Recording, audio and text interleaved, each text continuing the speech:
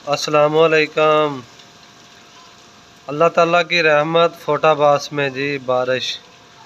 चोलिस्तान में जानवर बहुत मर रहे थे, इंसान पानी से मर रहे थे। आज अल्लाह ताला ने बारिश कर दी।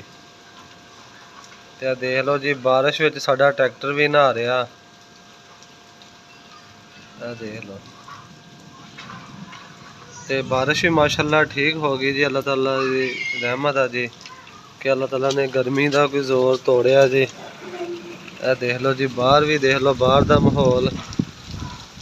वह साढ़े दरवाजे के अगे दरख्त जी माशाल्लाह कितना सब्ज हो गया होना, क्योंकि मिट्टी वगैरह तो उतर गई है। तो बारिश भी काफ़ी हो गई जी। देख लो,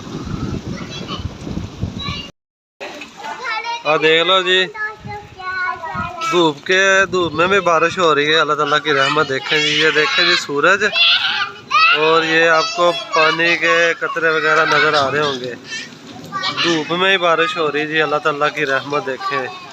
अल्हम्दुलिल्लाह जी, अल्लाह ताला की जितनी नेमतें शुक्र अदा कर ले उतना ही कम है।